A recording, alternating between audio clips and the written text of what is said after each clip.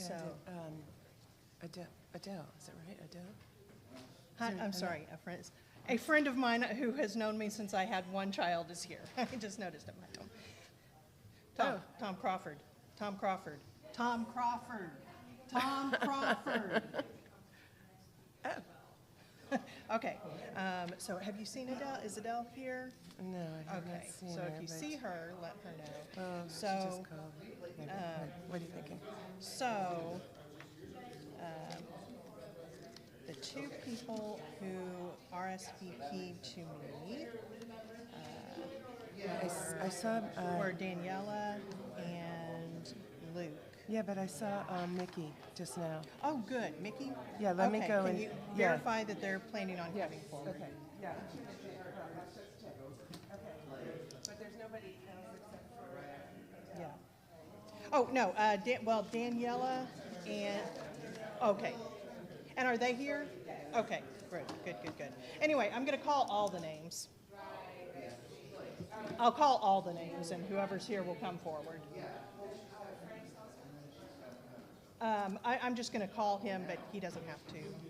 Although if you see him and he does not want to come forward, Henry? Yeah. If you see him, ask if he wants to come forward. If not, I won't call his name. He didn't? Okay. Then I will not call him. Okay, unless you tell me otherwise, I will not call him. Yes, but I scratched it out. Yes, so I wrote it, yeah.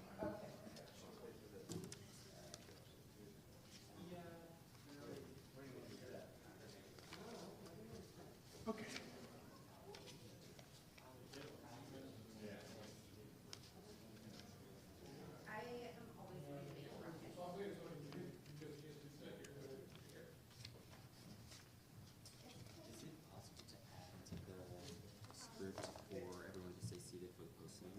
You bet. Should I say that to him or to you?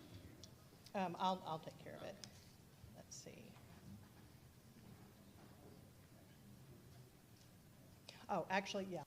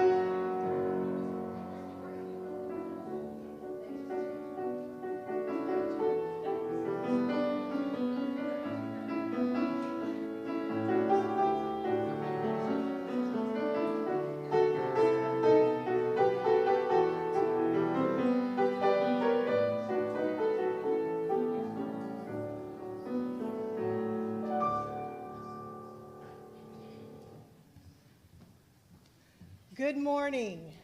I'm Reverend. Welcome home. Unitarian Universalism is unambiguously, unapologetically progressive.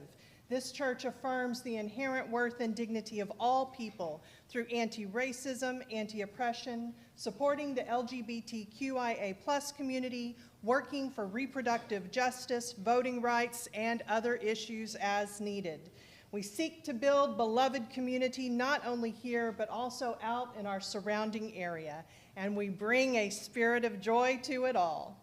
It is so good to be here together this morning. Would you please rise either in body or in spirit for our opening hymn, Morning Has Broken.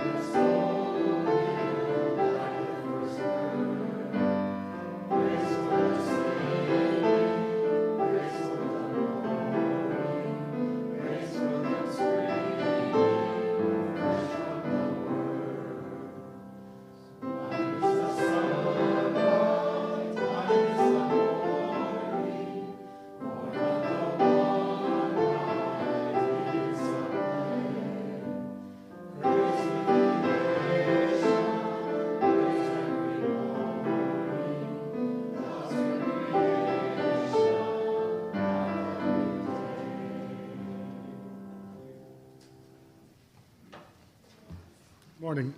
Today, our chalice at Live Oak is being lit by Mickey and Nico.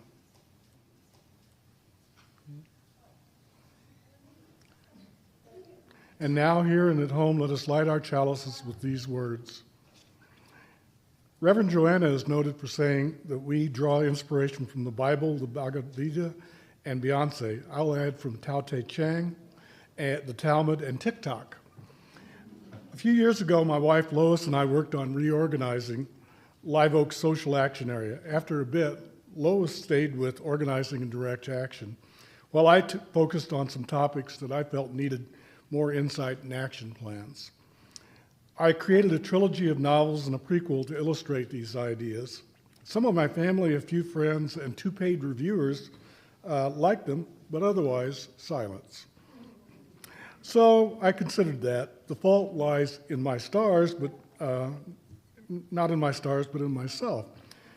Brushing that aside, I tried local bookstores, book signings, Facebook marketing, Amazon marketing, zero. So then I tried TikTok, and I was impressed by how well their algorithm discerned my interest and intentions. I became active in Book Talk. You can ask me later about that. TikTok also introduced me to an intellectual smorgasbord. Diverse music and other arts, science, philosophy, religion, social justice. TikTok also gave me access to better news coverage for the war in Ukraine, the revolutions in Iran and France, they're still ongoing, the reactionaries in Florida, Tennessee, Missouri, Texas, et cetera, et cetera, et cetera. I was reminded of the best bull sessions in college lounges a few years in my past. However, just like these sessions, this could readily become a dilettante's delight. Stretching mental muscles, but diverting from productive work. Ultimately, my experience there reinforced one of the tenets of my books, that our advanced and advancing technologies are essentially amoral. They rely on their user communities, their administrators, and politicians.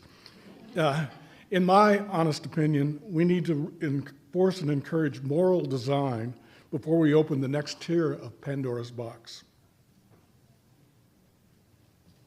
Okay, I'm sorry. This is a congregation bound not by creed but by covenant. May those in agreement affirm this covenant now. We affirm a caring community of and for all ages, seeking wisdom, doing service, and living with integrity. In our diversity, our covenant holds us in unity as we celebrate our shared spiritual journey. And And speaking of covenant, today is a special day in the life of our congregation. We are being transformed. Our newest members are going to bring new ideas, new desires, new energies, and new opportunities to us. And we are going to share our ideas, desires, energies, and projects with them. Our covenant securely grounds us, but it also resonates with new life. As George Kimmel Beach put it, people don't join a covenanted community, rather they constitute it. There is no it without them, and each time that new folks join, the whole is literally reconstituted.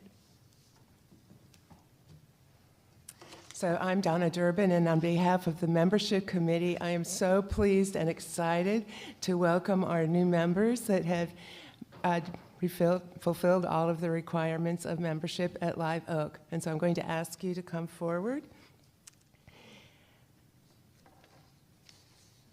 Yes, and so if you have children, you can bring them along. So Daniela Silva, oh, I didn't even have to call their names, and they're up here. Luke Broco and Mickey Prince. And Adele Cole. And Adele. Is Adele here? Okay, thank you. We extend a special welcome to any children of our new members. We celebrate you and are glad you are here. Today, the identity of all members, old and new, is changing. This congregation gets a new identity because you change us. We are now your church, and you change because you now add a member of Live Oak to who you are. Simply put, with these promises we make to each other, you become ours and we become yours. Will the members of the congregation please rise in body or in spirit and join me in our words of commitment. We, the members of Live Oak Unitarian Universalist Church, welcome you into membership. We promise to walk along with you in your spiritual journey, to work together with you to strengthen this liberal religious community, and to make our vision for a just and peaceful world come alive. And you may be seated. And will the new members please say your words?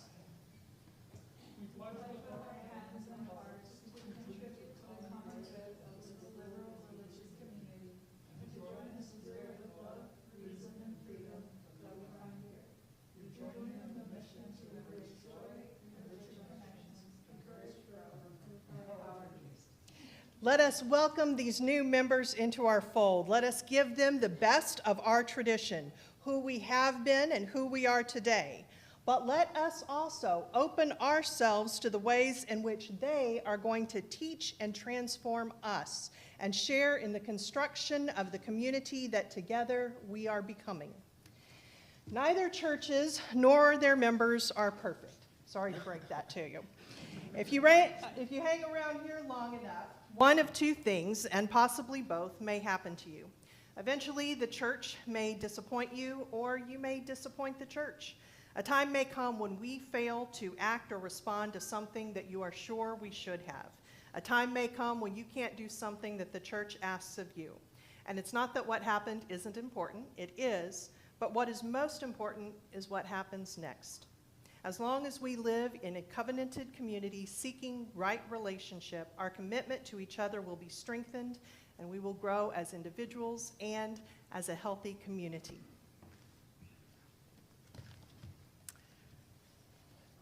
So let's contribute, Live Oak, all of you out there, to enrich connections by helping our newest members make a home for themselves here with us.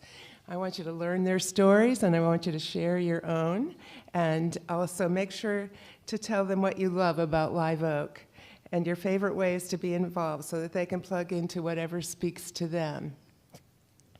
So if anyone here today is interested in joining Live Oak, I would say that we would like you to consider coming to the Exploring Membership, which is actually going to happen today after the service and will be in the library. We welcome you to do that, and if you're not able to come today, just catch our newsletter, and there'll be some announcements about upcoming Exploring Membership workshops. So, welcome to Live Oak.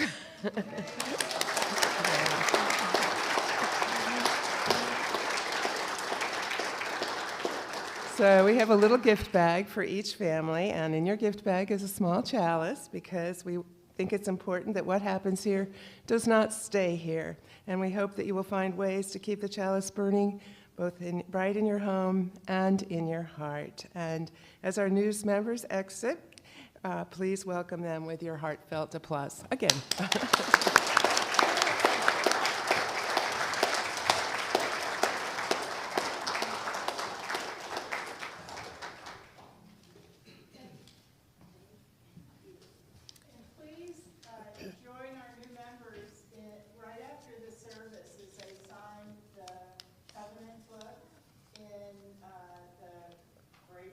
In the fellowship hall, and there will be cake.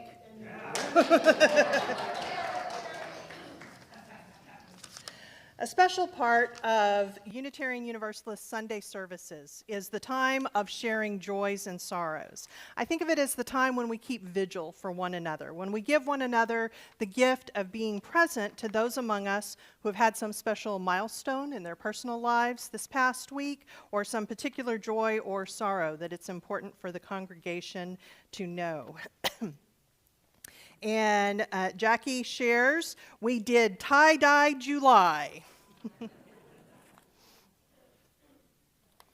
Apollo shares, I'm back from summer camp and it was great. I'm excited and scared for 11th grade in 4 days. Remington shares the sorrow, the concern that her 82-year-old grandpa was diagnosed with pancreatic cancer this weekend. Please send thoughts, prayers, and love, and he is in good spirits. And Jean Luke shares that with this constant heat, I want to scream, run, and jump into a snowdrift, but I have to grin and bear that I am an August birth. Yes, today. And Catherine Inyart shares both a sorrow and a joy. The sorrow is that she lost another cousin, the second one this year. And the joy that her remaining cousins are having a reunion in September. Often what is heavy on our hearts are our own fears that we have fallen short. We know that we have left undone those things which we ought to have done, and we have done those things which we ought not to have done. May we have the courage to be honest with ourselves, the willingness to make amends, and the compassion to accept forgiveness from others and from ourselves, trusting in the assurance that imperfection is expected, and love is the guiding and healing force with which we can align our lives.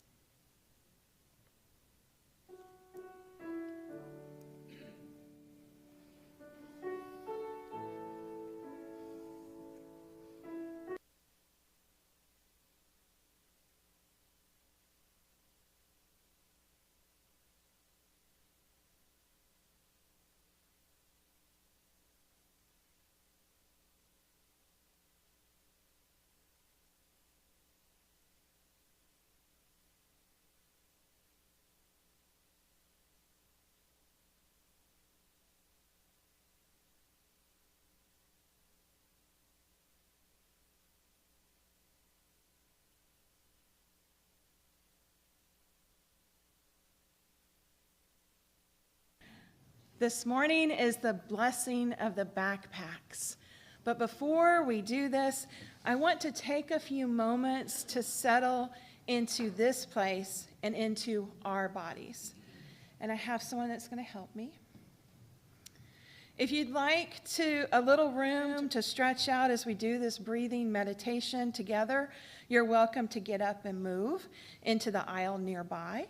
You can do the meditation sitting where you are. You can do it while you're standing. Go ahead and get where you are comfortable. So kids, if you want to get in the aisle, that's okay.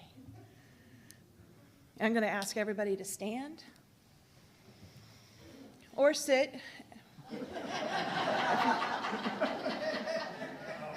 Whatever you're most comfortable with. Let's take a breath. And Apollo is going to lead us This is an embodied meditation, which means we use our bodies. So we're going to practice. We're going to go through it once, and then we're going to do it a second time. And if you're ready, breathing in,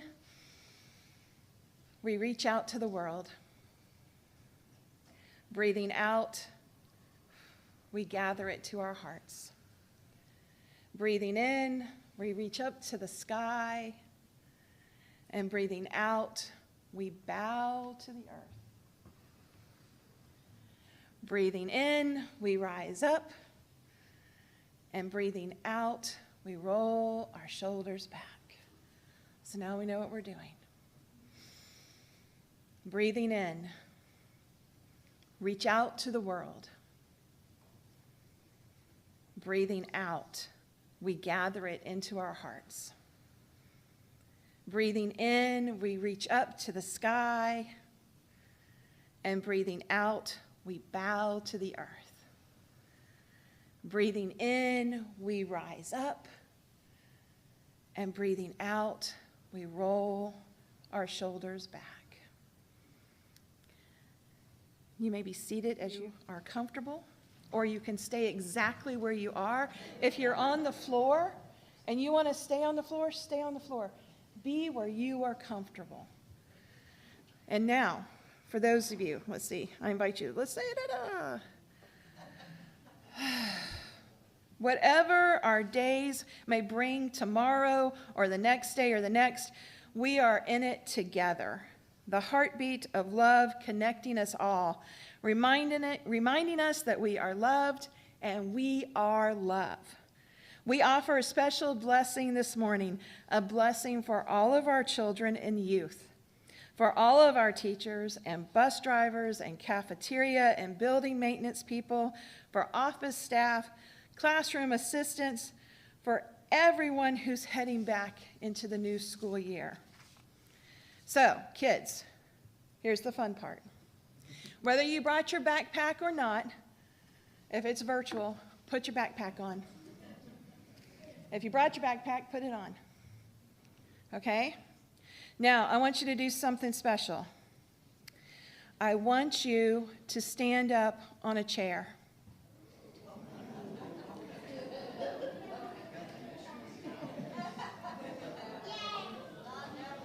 Now, I realize, we're listening, I realize that probably you have adults in your life who are telling you, don't ever stand on a chair in the sanctuary. And most of the time, all the time, I want you to always listen to them with the exception of now. Okay? I want you to look around at the faces in this space. Look at the people who love you, who hold you, who wish the best for you in this school year. These are the people that you can depend on and will be with you in spirit throughout your school year. Feel the love. And now I'm going to ask you to, oh, you can stay right there, but we're going to pray. Are you ready? Spirit of love and life, be with our children as they journey out from us. Fill their hearts with courage and strength and tenderness and the willingness to be changed. Help our kids to find their truth about who they are and all that they see. Help us to listen in a way that lets them speak. Let them know that they are loved, that they are held by many invisible strings of love, and that we are here for them wherever they go. Be with us all. Help us to reach out using our minds and bodies and words, trusting our wise and growing hearts to truly make our classrooms and our workplaces, our homes and our churches, our world, safe and nurturing for all. Spirit of life and love, fill us with all the courage and help us to know the power of friendship and tender, changing hearts. Remind us that wherever we go in love. May it be so. Amen. Now, kids and adults who are heading back to school, whatever way you're going to go, I want you to hop down for where you are. Just hop down. Awesome. And adults and kids who are heading back to school, I'm going to ask you to, we'll come up the center aisle, and we have a blessing tag to give you. Hang on one second. When the music starts, I'll let you come. We'll start walking. There you go. So I'm going to ask you to come up either to Reverend Joanna, to Carrie, or myself to get your blessing.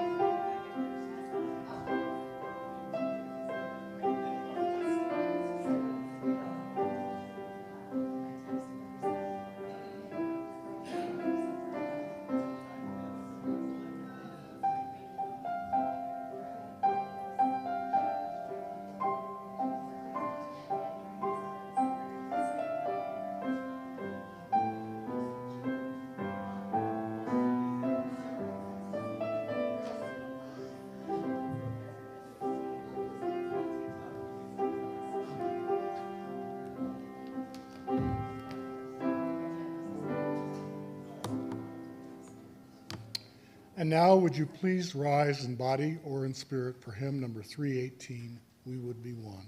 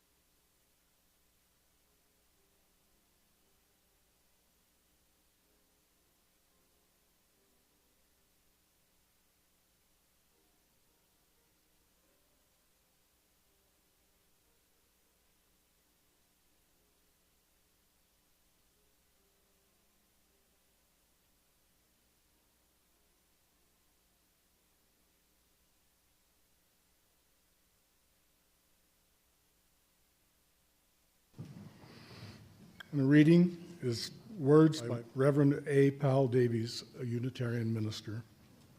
Why should any of us be confined within a single area of religious culture? When I read Amos and Jeremiah, I say, would to God I were a Jew. When I read the parable of the Good Samaritan, I say, would I were a Galilean. When I read the 13th of 1 Corinthians, I wish with all my heart that I might be a Christian after the manner of the Apostle Paul. When I think of Buddha and his eightfold path, I say, I too would be a Buddhist. And when I remember the trial of Socrates, I say in awe but with exalted spirit, oh, that I might be so brave a humanist.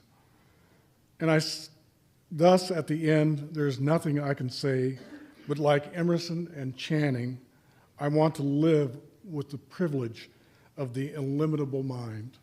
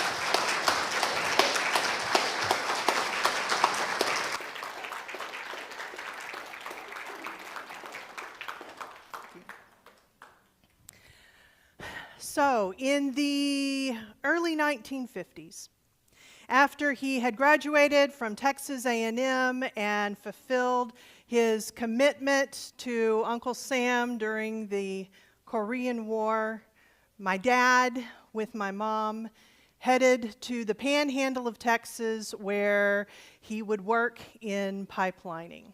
He's the one in the middle there that looks very young to me now today.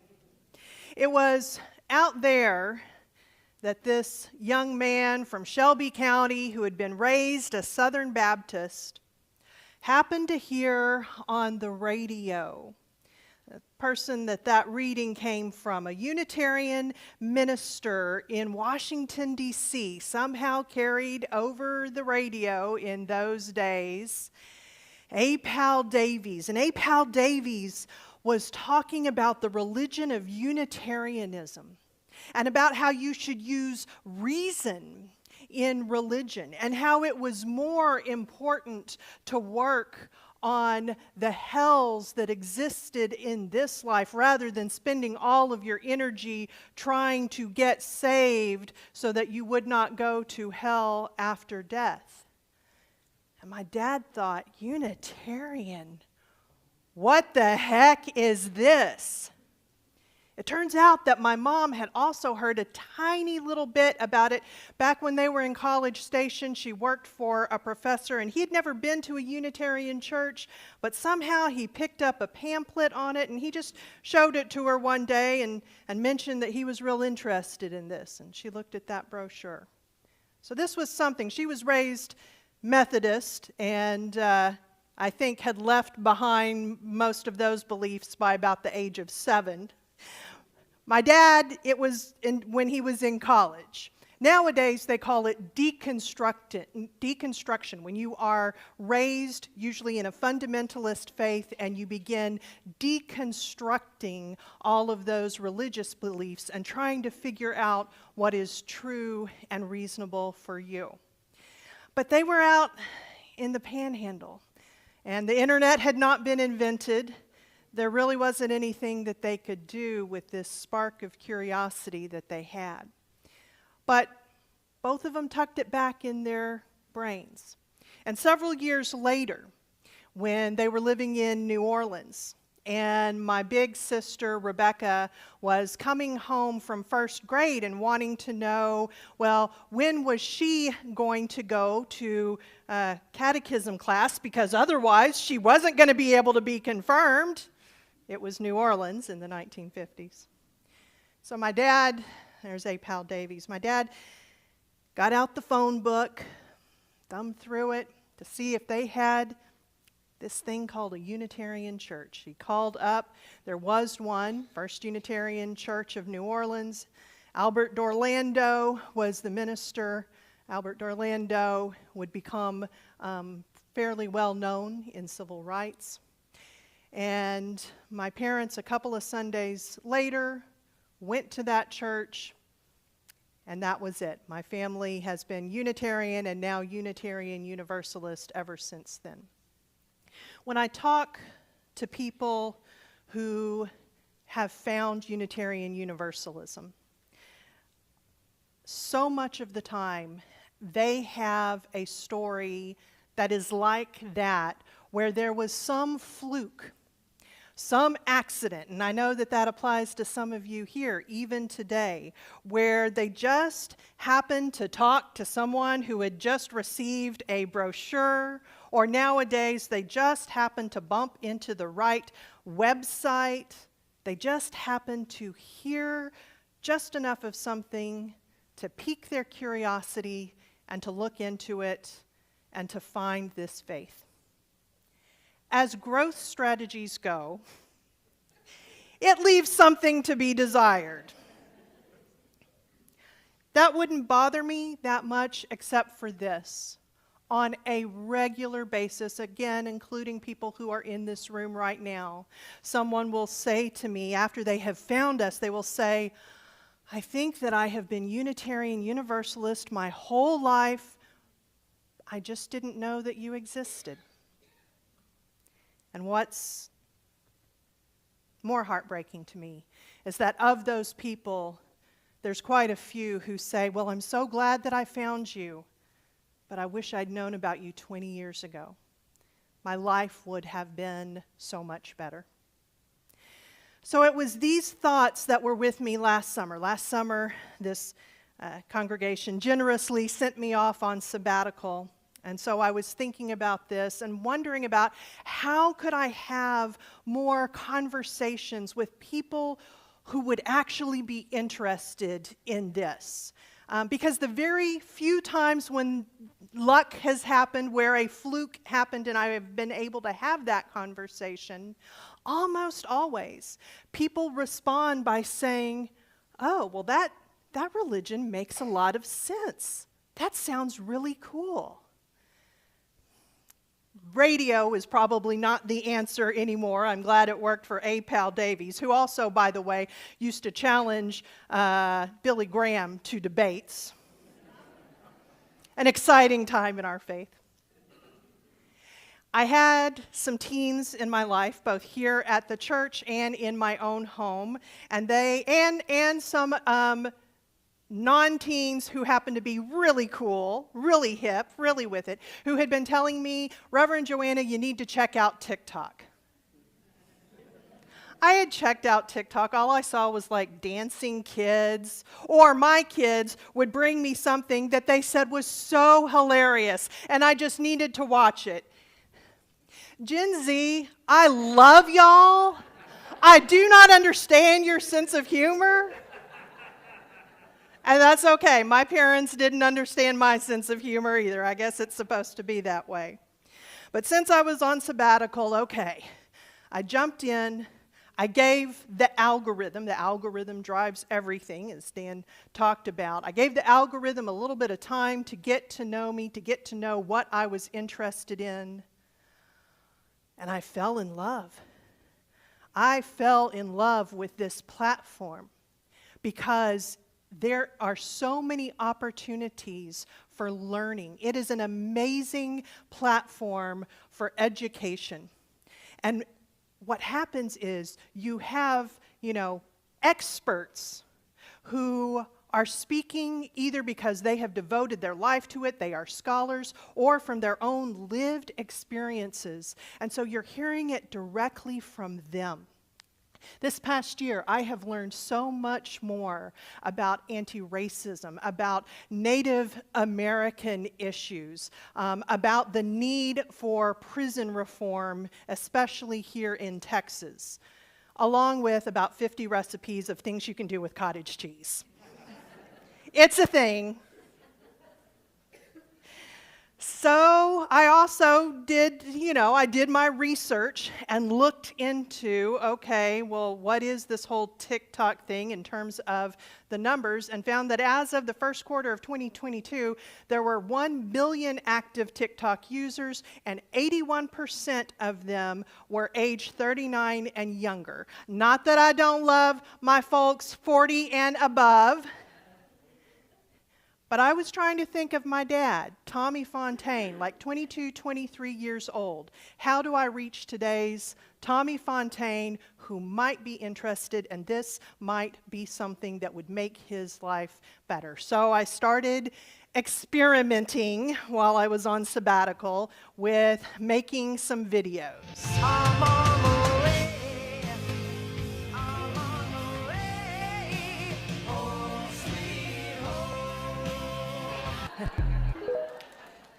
I'm still waiting for Martin Scorsese's call. Or Greta Gerwig. She's a Unitarian Universalist, by the way.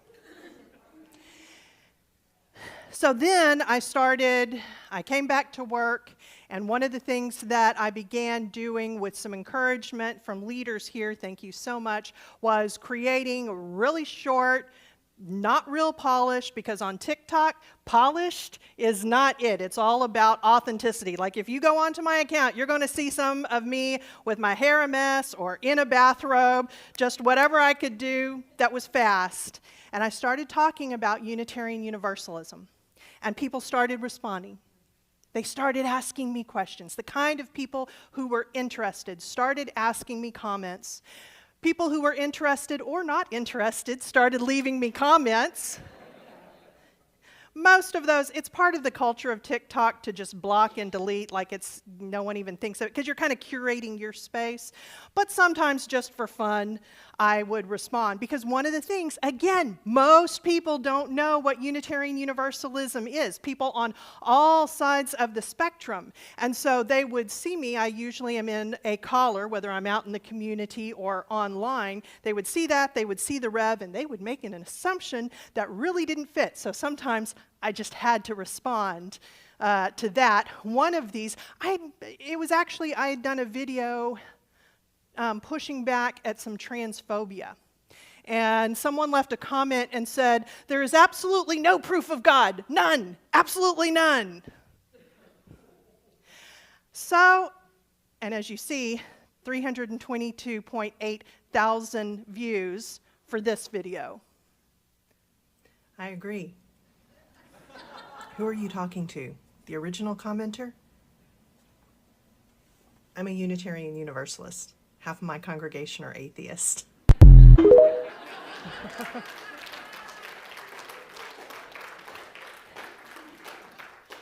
You cannot predict the algorithm. Even people who, like, there are people who do this for a career, and they will tell you, you cannot predict the algorithm, what's going to be picked up, what isn't. But for some reason, this one hit, and so there were, as you saw, over 300,000 views and comment after comment after comment. And this is just a sampling of the kind of comments that I was getting. People were so excited to hear that our faith exists. They had never heard about us, and they wanted to know more. And so I was responding to so many of these comments with more videos talking about what Unitarian Universalism is and how they can find a congregation near them. And yes, why you can absolutely watch our services online. We would love that. Again, it was comment after comment, and I want you to see these comments because maybe you don't talk to people about what it is that you do on Sunday mornings because you feel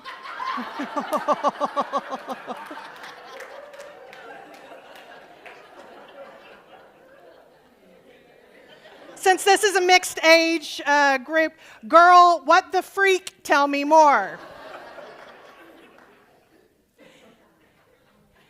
Do not think that you are trying, that talking about this faith means that you are trying to sell people something that they don't want to buy. Number one, people want to know about this faith. Number two, you're not selling anything. You're just sharing what the heck it is you do on a Sunday morning and maybe even why you love this faith, what it has meant in your life. And we're not trying to convert. I am not trying to convert anyone. I just want the people who are Unitarian Universalist without knowing it to know it and to find it, to find us.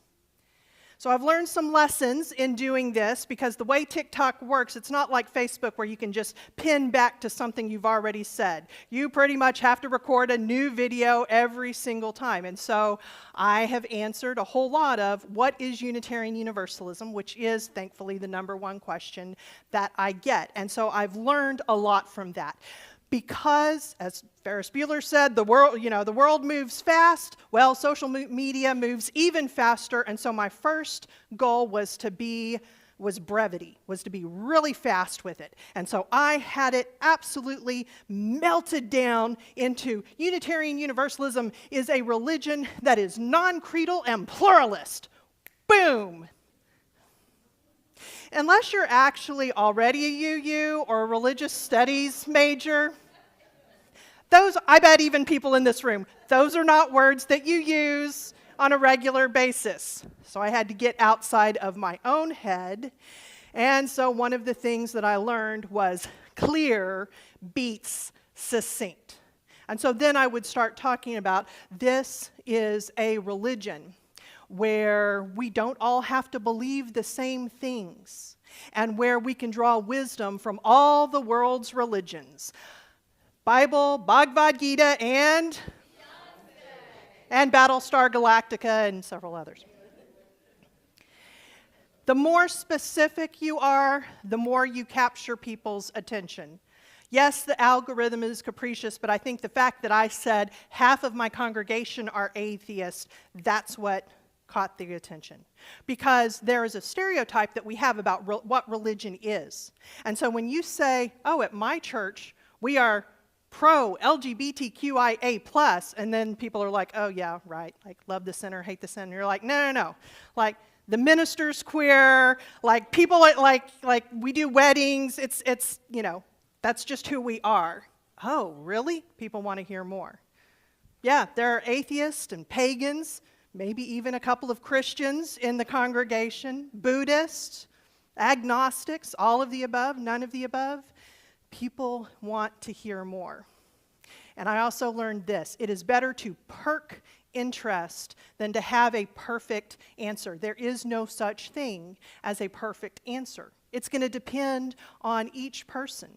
So don't try, like I did at first, to have the perfect encapsulation. Instead, just talk about what you love, hoping that the other person is going to be interested enough to ask some follow-up questions. On TikTok, they absolutely did. And probably the second most common question that I get over and over and over again, because in our society, people define religion by Christianity so much that the idea of a church that isn't centered around shared belief, that doesn't tell you what to believe, just kind of breaks their heads. They're like, well, what do you do? Okay, so I had a whole lot of videos about what we do, and I actually went back to 1866 to get a definition of what we do.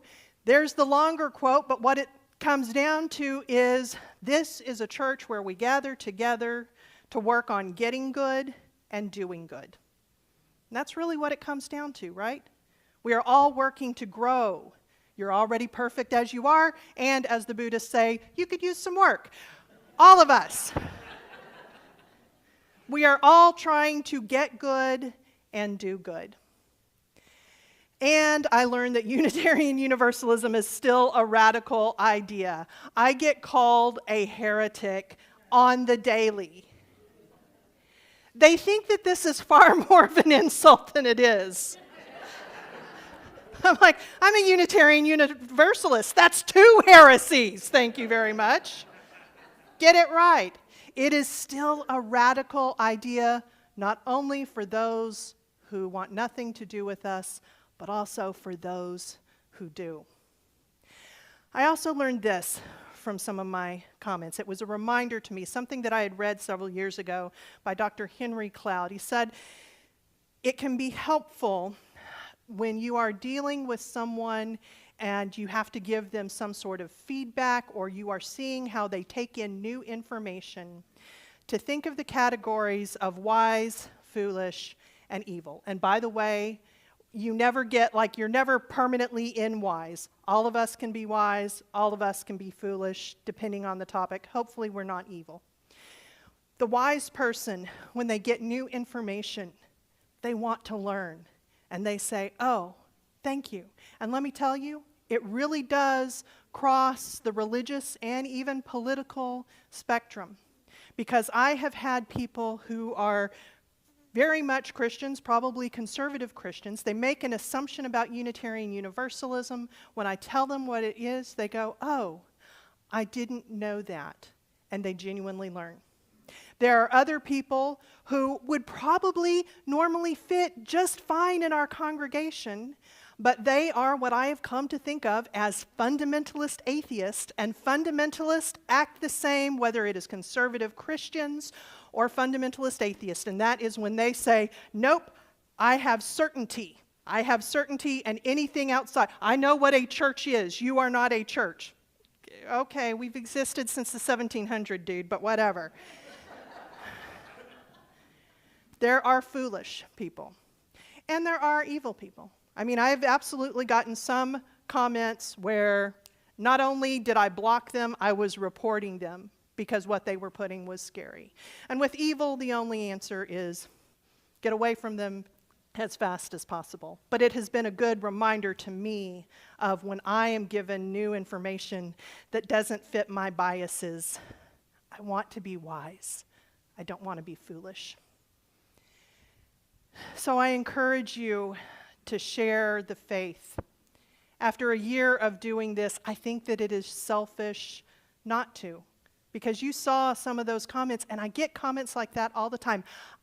And then people go to UU churches, and they send me a message, and they say, I went to my first UU church this Sunday. I say, I hope it was a good fit. And they say, it was amazing. Thank you. It's a gift that you can give. When you share the faith, there's really only 3 things. After a year of doing this, it comes down to this, and that I was taught this one time. Whether you are doing public speaking or whether you are talking one-on-one, think of CAP. The first is clear. Be clear. Don't worry about succinct as much as clear. Be authentic. If there is still something that you are struggling with, skip over it or admit it. Y'all can tell it. There have been some times over my 9 years here where I was preaching about something and there might have been some little issue that I was still kind of struggling with, and I didn't fully share that, and you could tell. And the sermon didn't land well. And it's the same in conversation or anything else. If there's something that you're not clear of yourself, admit it. Because the people who will be interested in this faith, they don't want certainty. If they wanted certainty, they would be in a conservative religion. They want nuance. They want complexity. And they want people who say, I'm not really sure. And lastly, be passionate. That's one big thing that I've learned. If I don't really care about it, put it aside. I don't have to answer every question. I don't have to make videos on every topic. Find what you feel passionate about in this faith, because it'll be different for every person, and focus on that. I also learned, by the way, to expect the unexpected. The third top question that I get is about me wearing a clerical collar. I have lots of videos explaining that. A woman in a clerical collar, especially someone who doesn't identify as Christian, is very confusing to some people. And when you add in that rainbow pin, whew. A. Pal Davies said this. He said, let me tell you why I come to church. I come to church and would, whether I was a preacher or not, because I fall below my own standards and need to be constantly brought back to them. I am afraid of becoming selfish and indulgent, and my church of the free spirit, brings me back to what I want to be. I could easily despair. Doubt and dismay could overwhelm me. My church renews my courage and my hope. It is not enough that I should think about the world and its problems at the level of a newspaper report or a magazine discussion. It could too soon become too low a level. I must have my conscience sharpened until it goads me to the most thorough and responsible thinking of which I am capable. I must feel again the love that I owe to others. I must not only hear about it, but feel it. In church, I do. I am brought toward my best in every way toward my best. That was A. Pal Davies. It made a big difference in one whole family, now 3 generations of people. Don't discount the little thing that you might say, because it might be a tremendous gift. And I invite you now to join me in a time of reflection in word and in silence. A. Pal Davies asked, is this your religion? And he said, we are the consummation of thousands of years of religious history. We are thousands of years that have stripped off superstition and battled with tyranny, thousands of years that struggled to take fear out of religion, to take it right out of human life, thousands of years that have marched, sometimes joyfully, sometimes in agony, towards spiritual emancipation. We are indeed the consummation of something. Yet in this world of blood and sorrow, it is scarcely important, hardly worth mentioning, unless in addition we are the beginning of something, unless our religion is new, the religion that has always been new in every prophet who died rather than forsake it, the religion that has been buried over and over again in creeds and rituals, and yet always comes to life, the religion that today is new all over the earth, stammering itself into utterance in every language known to humankind. The religion that says freedom. Freedom from ignorance and false belief. Freedom from spurious claims and bitter prejudices. Freedom to seek the truth, both old and new, and freedom to follow it. Freedom from the hate and greed that divide humankind. Freedom for equal justice. Freedom to seek the true, the good, and the beautiful with minds unimpaired by cramping dogmas and spirits uncrippled by abject dependences. the religion that knows we shall never find the fullness of the wonder and the glory of life until we are ready to share it. As you have listened to me, have you thought perchance that this is your religion? If you have, do not congratulate yourself. Stop long enough to recollect the miseries of the world that we live in, the fearful cruelties, the enmities, the hate, the bitter prejudices, the need of such a world for such a faith. And if you can still say that this of which I have spoken is your religion, then ask yourself this question: what are you doing with it? Amen, and blessed be.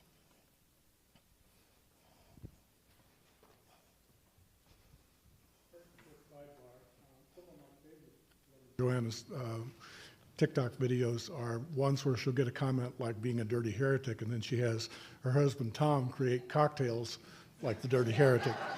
You should go back and look at those. We are the tradition of the Free Church. Our church and our community outreach are supported not from an outside source, but from within. Generosity, therefore, is one of the spiritual values we recognize as central to our personal and our institutional well-being. We share what is offered every week with an organization that upholds our Unitarian Universalist values. This month, Live Oak is empowering the dreams of the August Share the Plate partner, I may mispronounce this, McCares, a division of the McCallum High School PTSA. McCares works with all families zoned for McCallum HS and its feeder schools, and my son went to school there. Over 8,000 Austin ISD students in all, to provide emergency assistance to families in need in the form of rent assistance, utility payments, clothing or transportation needs, and gift cards for groceries or gas. And there's much more. And you can read about this and follow on in the newsletter. May an offering be received in gratitude and love.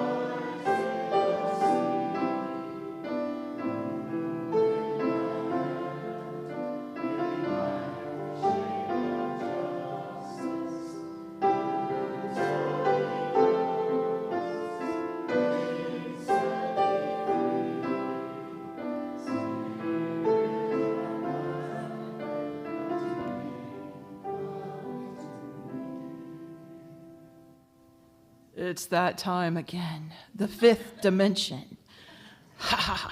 This morning in the Twilight Zone, we are going to be studying and discussing the idea of greed with the episode of A Very Unusual Camera. This class is for 12 to 112 and beyond. It is our conductor on this ride is Carrie Holly Hurt, and it is in room 105, 11:15 to 12:15. We invite all those in that age range to attend. Our kids will be upstairs this morning with Becky and Wayne, and they are going to be learning about being part of something bigger than themselves, putting drips in other people's buckets by showing some love. So you'll have to ask them what they did when they're done so that you can learn too. And that is what we're doing today. Our nursery is open from 11:15 from now until 12:30. So you can drop the kids off at pick your kids up by 12:30, and please join us for our faith development classes. Thank you. And now, would you please rise as you are willing and able for our closing hymn, When Our Heart is in a Holy Place.